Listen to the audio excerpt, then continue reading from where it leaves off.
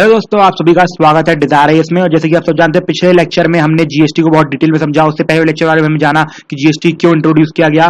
और ये फाइनली हमारा ये आखिरी लेक्चर है टैक्सेशन का। इसके बाद टैक्सेशन चैप्टर कंप्लीट हो जाएगा। इसके बाद I will be left with agriculture, industries, WTO, IMF और ये सब चैप्टर कंप्लीट करके मैं आपको पूरी इकोनॉमिक्स की जो सीरीज है वो कंप्लीट करवा दूंगा। ठीक है, so last to topics R E way bill and finally tax administration. ठीक है, तो अब समझते हैं ये ई वे बिल क्या होता है। ठीक है, तो देखिए ई वे बिल क्या है।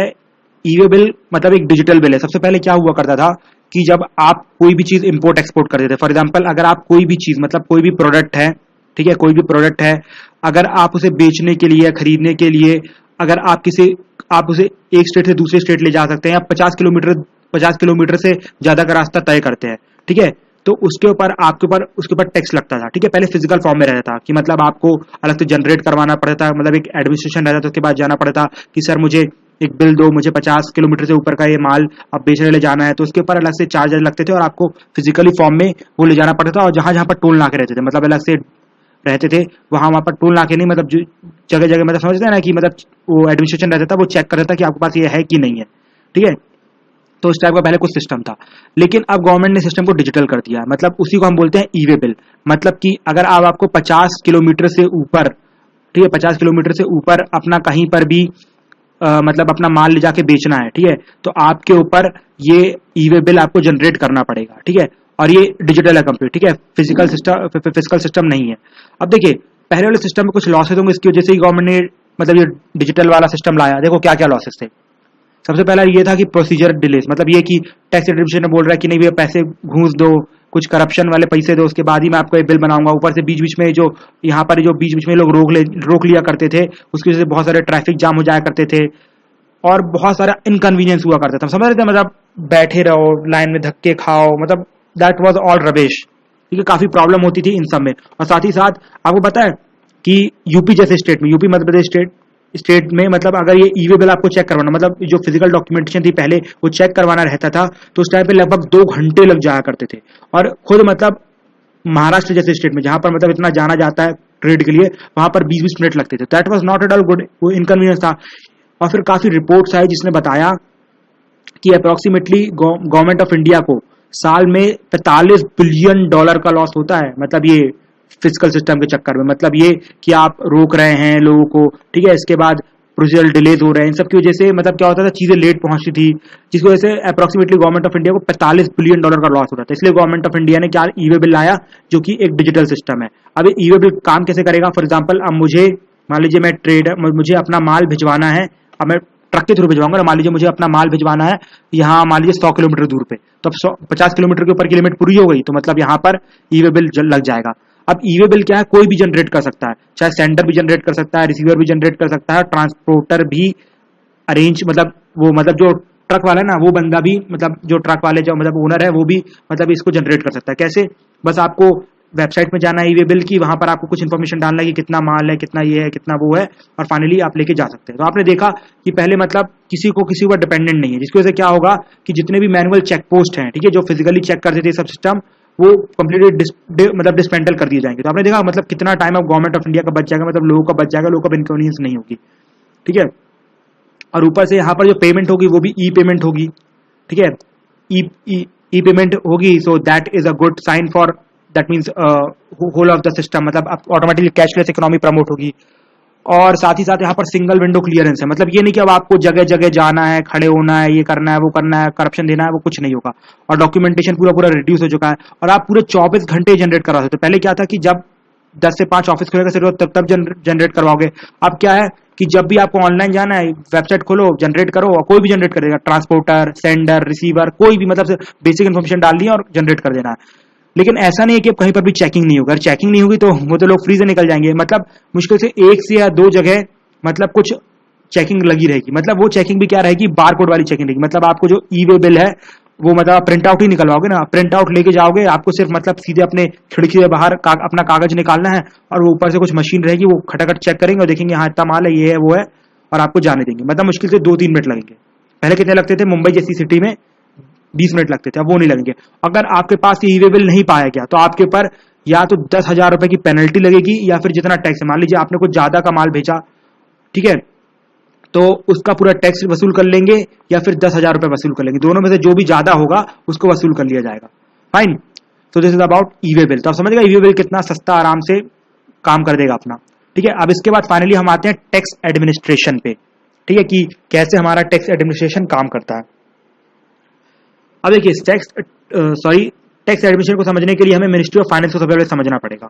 तो ये फाइनेंस मिनिस्ट्री के अंदर रहता है डिपार्टमेंट ऑफ रेवेन्यू। ठीक है, department of revenue is responsible for taxes, मतलब जो भी टैक्स का कलेक्शन किया जाता है वो मिनिस्ट्री ऑफ फाइनेंस के अंदर किया जाता है। और मिनिस्ट्री ऑफ फाइनेंस के अंदर कौन करता है, वो करता है डिपार्टमेंट ऑफ रेवेन्यू। और department of revenue is headed by a revenue secretary. और देखिए अब ये देखिए रेवेन्यू की बात है तो इसे एक्चुअली कौन कौन हेड करना चाहिए, एक्चुअली एक आईआरएस ऑफिसर हेड करना चाहिए, लेकिन कौन हेड करता है, एक आईएएस ऑफिसर हेड करता है। क्योंकि आईएएस के पास स्पेशलाइजेशन नहीं होता है इसका, आईआरएस के पास जरूर होता है। ठीक है, लेकिन फिर भी आईएएस के द्वारा हेड किया जाता है, इसलिए हमारा इंडिया इतना आगे पहुंच गया है। ठीक है, अभी डिपार्टमेंट ऑफ रेवेन्यू के अंदर ना दो सिस्टम होते हैं। पहला आता है सीबीडीटी मतलब central board of direct tax, और दूसरा आता है central board of excise and custom, मतलब ये it is responsible for direct taxes, मतलब जो भी डायरेक्ट टैक्स का जो कलेक्शन किया जाता है वो सीबीडीटी के द्वारा किया जाता है, और जो भी इनडायरेक्ट टैक्सेस का कलेक्शन किया जाता है that is done by central board of excise and custom. ठीक है, मतलब सीबीईसी बोलूंगा। ठीक है, और ये दोनों के दोनों का चेयरमैन कौन होता है, एक आईआरएस ऑफिसर। यहाँ पर सही है, लेकिन यहाँ पर गलत कर दिया ना, आईएएस को बना दिया, वहां पर भी यूजुअली एक आईआरएस को बनाना था। ठीक है, तो अब इसमें क्या बहुत सारी प्रॉब्लम्स है, क्या क्या ड्रॉबैक्स है। जो पहला ड्रॉबैक तो ये है कि ये जो मतलब आईएएस हेड कर रहा है, ये सबसे बड़ा ड्रॉबैक है। ठीक है, दूसरा ये कि जो सीबीडी मतलब देखो डायरेक्ट टैक्स और इनडायरेक्ट टैक्स को कंबाइन ही करे, मतलब दोनों में कोई कोऑर्डिनेशन नहीं है। मतलब इसको पता होना चाहिए कितना डायरेक्ट टैक्स आया, कितना इनडायरेक्ट टैक्स आया, किससे इनडायरेक्ट टैक्स, फॉर एग्जांपल कोई इनडायरेक्ट टैक्स ज्यादा दे रहा है, इनडायरेक्ट टैक्स ज्यादा दे रहा है मतलब कि चीजें ज्यादा खरीदा है, चीजें ज्यादा खरीदा मतलब इनकम ज्यादा होगी, लेकिन वो इनकम टैक्स कम दे रहा है। तो आपने देखा ना यहाँ पर कोऑर्डिनेशन होता तो इससे इसके ऊपर मतलब सीधे कार्रवाई की जा सकती थी इनकम टैक्स डिपार्टमेंट द्वारा, लेकिन नहीं कर पाए। क्यों? बिकॉज वहां पर बहुत सारी ड्रॉबैक से कनेक्शन नहीं था। अब इस कनेक्शन को मतलब अब बहुत सारे और ड्रॉबैक्स थे जिसके लिए कुछ रिफॉर्म्स की जरूरत थी। अब रिफॉर्म्स के लिए कमिटी बनाई गई। ठीक है, जिसे हम बोलते हैं पार्थ सारथी शोम कमेटी। ठीक है, it is also called as first tax administration reform commission. ठीक है, तो अब इसमें रिफॉर्म लाने थे। आपने देखा क्यों रिफॉर्म लाने थे, बिकॉज मतलब दैट मीन्स कोऑर्डिनेशन नहीं था, कोऑर्डिनेशन होता तो और अच्छा टैक्स वसूल हो सकता था। तो इसमें सबसे पहले जो हमारे शोम साहब थे उन्होंने बोला कि डिपार्टमेंट ऑफ रेवेन्यू है ना उसको डिसकंटिन्यू कर दो, और जो पोस्ट है ना उसको भी डिसकंटिन्यू कर दो। मतलब ये जो आप यहाँ देख रहे हैं ना, लेट मी शो यू, ये जो रेवेन्यू है ना, डिपार्टमेंट ऑफ रेवेन्यू, ये मिनिस्ट्री ऑफ फाइनेंस के अंदर, इसको डिसकंटिन्यू कर दो, हटा दो इसको, किसी कोई काम का नहीं है। और जो पोस्ट है इसको भी हटा दो। उसकी जगह क्या करो आप सीबीडीटी और सीबीईसी को मर्ज कर दो। मतलब जो सीबीडीटी मतलब डायरेक्ट टैक्स वाला था और इनडायरेक्ट टैक्स वाला था, उन दोनों को मर्ज कर दो और उसको सिर्फ और एक बॉडी बनाओ, और it should be headed by one chairman. ठीक है, मतलब उनकी पर्सनल रिकमेंडेशन थी, मतलब जो केपेबल पर्सन है, ऐसा नहीं कि आईएएस केपेबल नहीं हो सकता, मतलब हो सकता है कि उसने एमबीए किया और पता नहीं कहां से डिग्री हासिल की, तो it can also be capable. ठीक है, तो इसलिए जो सीबीडीटी और सीबीसी को मर्ज कर दो, जो डिपार्टमेंट ऑफ रेवेन्यू को हटा दो, और जो पोस्ट है उसको भी हटा दो, और जो सीबीडीटी और सीबीसी को मर्ज करके जो बॉडी बनेगी उसको सिर्फ और सिर्फ एक सिंगल चेयरमैन हेड करेगा। मतलब यहाँ पर क्या थी, आपने देखा पुराने यहाँ पर तीन पोस्ट थी। पहली तो एक जो रेवेन्यू सेक्रेटरी था उसकी पोस्ट थी, फिर यहाँ पर एक आईआरएस ऑफिसर की पोस्ट थी, और दूसरी भी आईआरएस, मतलब 3 ऑफिसर्स थे यहाँ पर। अब इन्होंने बोला कि एक ही आईआरएस रखो। और ऊपर से देखो अब क्या है ना, लोग टैक्स देना इसलिए भी प्रेफर नहीं करते, जो इनकम टैक्स के जो डिपार्टमेंट वाले जो बंदे रहते हैं ना, अगर कोई अच्छी तरह टैक्स पे करे उसको बाद हैरेस करते हैं, मतलब उसे ढंग से बिहेव नहीं करते, जस्ट लाइक पुलिस बिहेव करते हैं। ठीक है, जैसे पुलिस अच्छे से ए बे तू करके बात करती है ना, इन द सेम वे वो लोग भी ऐसी बात करते हैं। तो उन्होंने बोला कि इनकी जो ट्रेनिंग है उनको चेंज करवाओ, मतलब उनकी ट्रेनिंग में थोड़ा उन्हें रिस्पॉन्सिबल बनाओ, कैसे बात की जाती है, ये सब चीजें नई ऐड की जाए।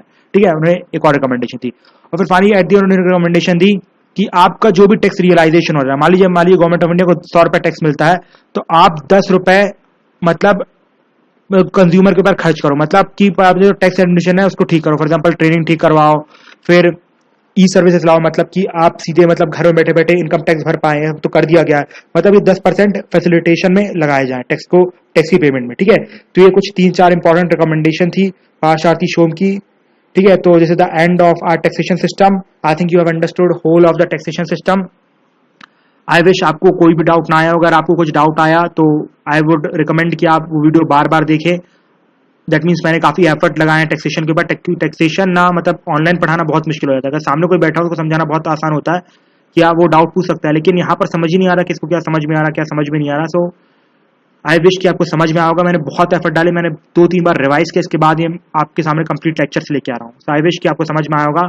And rest you can watch rest of the lecture. और फाइनली मैं आपके सामने पूरी इकोनॉमिक सीरीज बहुत ही जल्दी कंप्लीट करने वाला हूँ। Just give me few days more, ठीक है। Thank you very much, we will meet in lecture number, not next lecture, actually in next series, that will be agriculture. Fine. Goodbye friends.